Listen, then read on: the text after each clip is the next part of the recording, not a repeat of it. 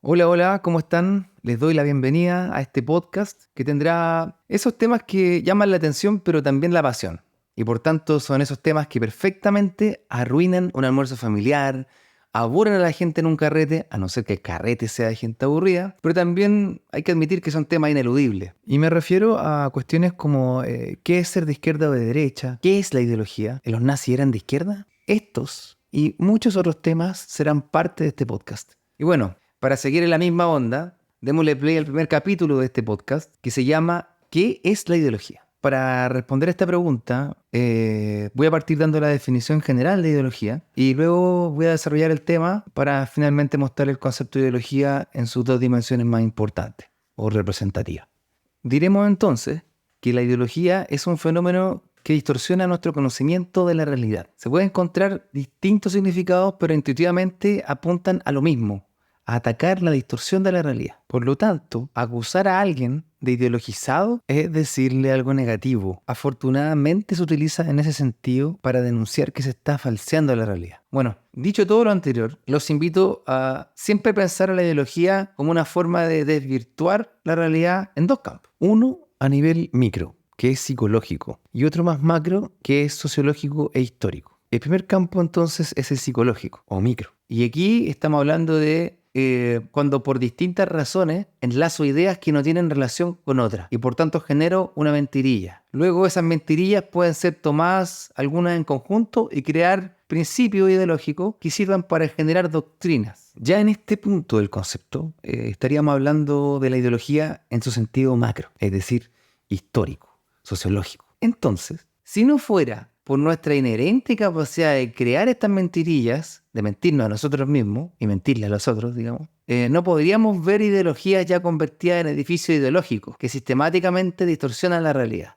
Aquí me refiero a la forma en que siempre se habla de ideología, ¿no? La ideología marxista, la ideología de género, la ideología fascista, la ideología neoliberal, etcétera. ¿Cierto? Ya, pero cuando nosotros ya tenemos una ideología construida de ese tipo, es porque ya nos encontramos previamente ante el fenómeno de ir enlazando causas y efectos que en el fondo no tienen lazo. Esto da paso a la segunda forma de la ideología, a la forma macro o histórica. Porque estos edificios ideológicos que sistemáticamente distorsionan la realidad ocurren en nuestra vida cotidiana y por tanto se hacen parte de la historia nuestra y tienen sus particularidades dentro de nuestra sociedad. Entonces, otro tipo de sociedad tendría sus tipos de ideología particulares. Y bueno, eso es la ideología. Vamos con un ejemplo. Supongamos que cada vez que me despierto en la mañana y miro por la ventana sale el sol. Entonces yo reflexiono y digo, ah, cada vez que me despierto en la mañana tiene que haber una ventana o el sol no va a salir. Bueno, en ese preciso momento acabo de generarme una mentirilla. Acabo de hacer ideología en el sentido psicológico. Si yo después, a partir de esa mentirilla, hago que mucha gente empiece a creer lo mismo que yo y juntos formamos un culto divino a las ventanas, que recuerden que sin ella no podría salir el sol, bueno, ahí ya la mentirilla ideológica estaría operando a un nivel sociológico. Y al mantenerse el culto en el tiempo, comienza a marcar una época en la historia del ser humano.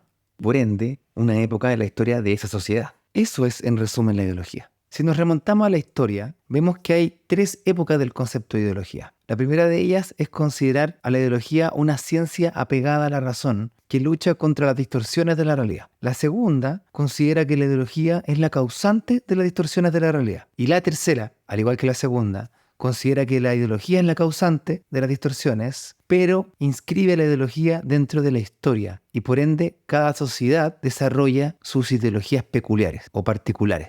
Comencemos con la primera etapa, cuando se considera que la ideología salvaría a la sociedad. Bueno, en un principio se entendía la ideología como una ciencia de las ideas. Esto gracias al marqués de Destut de Tracy, porque él quería crear una ciencia de las ideas utilizando la razón liberada de la religión y la metafísica de la tradición. Esta es una volada bien con la onda de la ilustración, donde la razón es crucial y condición de la felicidad.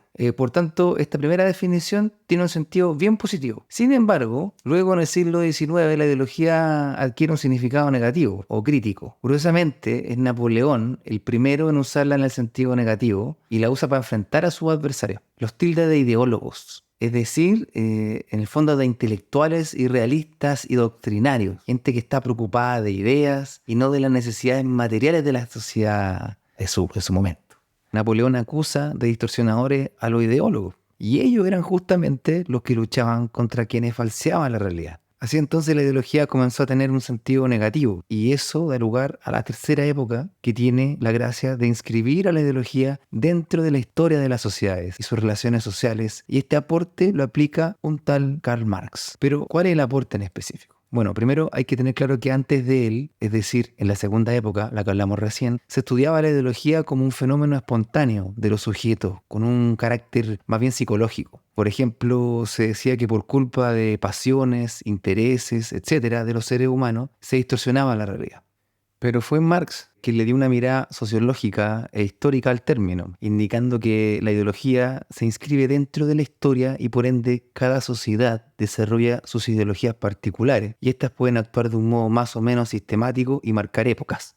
Y en términos estrictos, lo que hace Marx con esto es poner como base de estudio a los sujetos e instituciones en la historia. Y esto tiene un problema tremendo, digamos, para la tradición, y es porque, en el fondo, lo que hace Marx es relativizar la historia misma de las sociedades, porque ya la sociedad y su ideología, digamos, predominante, no eran productos meramente espontáneos, naturales, sino que la sociedad burguesa, que es como él denomina la sociedad capitalista, esta sociedad tiene determinadas formas ideológicas que se corresponden específicamente al modo capitalista de vivir de los seres humanos. Lo mismo con la sociedad feudal, también tendría sus ideologías particulares. Hay que hacer un poquito quizá aquí de memoria, pero la historia no era un tema para estos conceptos básicamente porque todas las sociedades desde el punto de vista teológico eran consideradas naturales. Y como la naturaleza no se equivoca, entonces no puede haber algo natural y ser ideológico al mismo tiempo. Es un contrasentido.